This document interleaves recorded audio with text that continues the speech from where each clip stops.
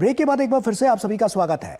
Europe in दिनों भीषण heat wave की चपेट में है। फ्रांस, स्पेन और इटली समेत कई देशों में पारा 40 से 45 डिग्री सेल्सियस तक पहुंच गया है। लाखों लोग प्रभावित हैं।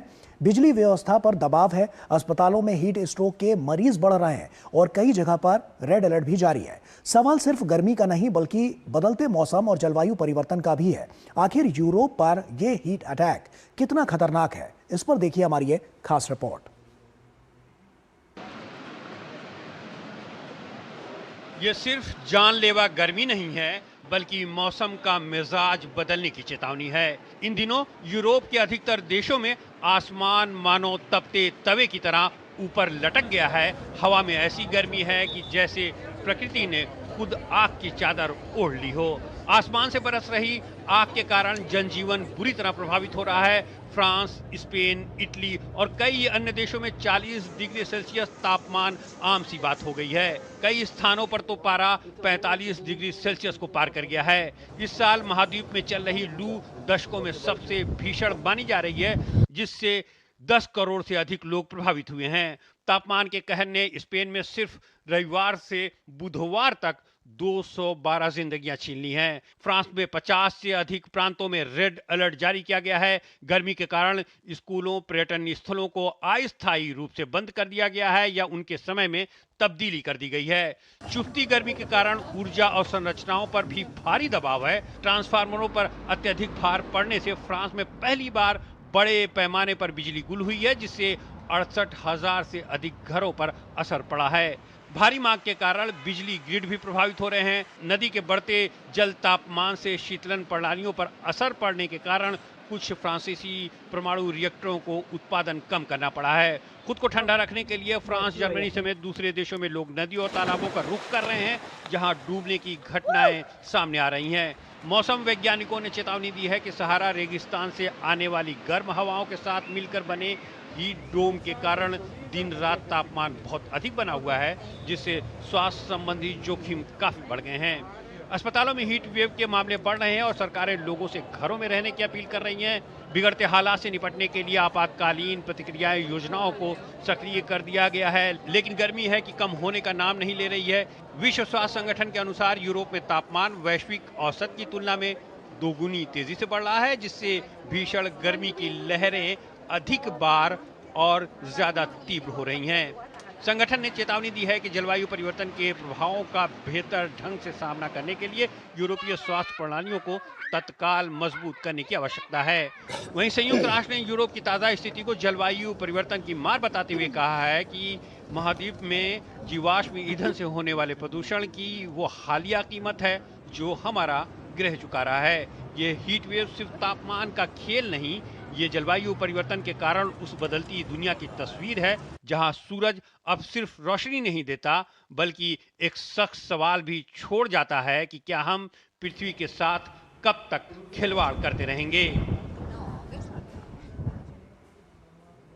और आइए इसी अहम खबर पर चर्चा करते हैं। प्रोफेसर पीके जोशी लगातार हमारे साथ जुड़े हुए हैं।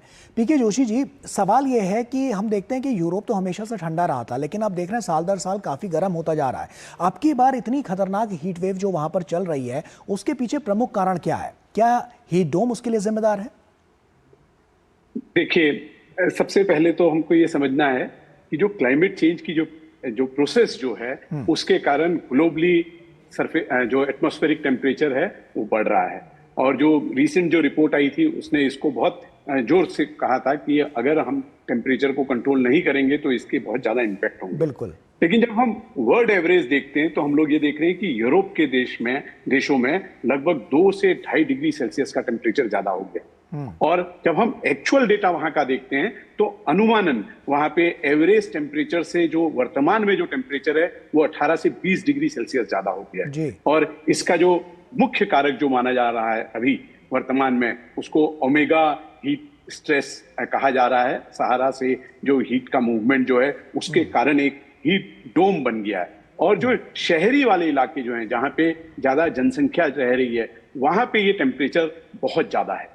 और वहां के जो प्रवासी हैं, जो वहां के लोग जो हैं, वो इस तरह के टेम्परेचर के लिए तैयार नहीं है। जी। ना ही मानसिक रूप से, ना ही शारीरिक रूप से, बिल्कुल। और जो उनका इंफ्रास्ट्रक्चर भी जो है वो इसको सपोर्ट नहीं करता है। तो इसके नाते आप देख रहे हैं, चाहे आप फ्रांस की बात करें, स्पेन की बात करें, इन सभी शहरों में जिस तरह की कैजुअलिटीज जो हो रही हैं, ये अपने में एक अलग सा डिजास्टर है।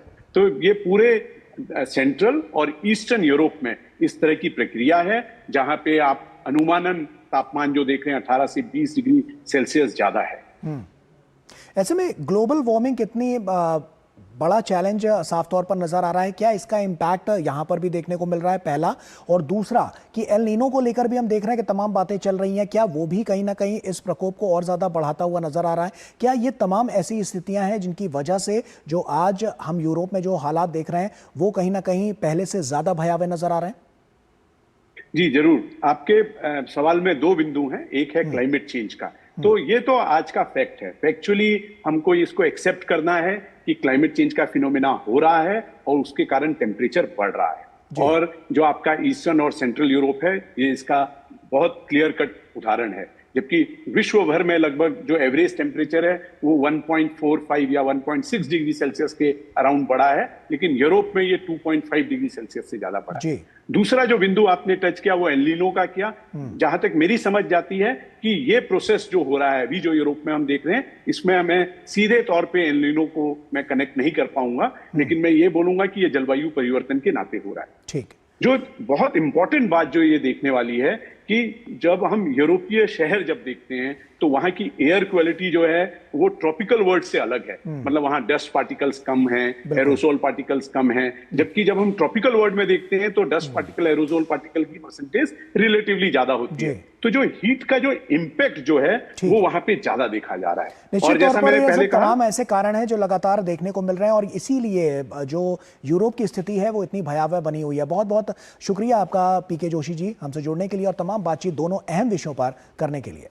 और इसी के साथ फिलहाल खबर दुनिया की में अभी के लिए इतना ही। पूरी टीम को दीजिए इजाजत। आप बने रहिए डीडी न्यूज के साथ। नमस्कार।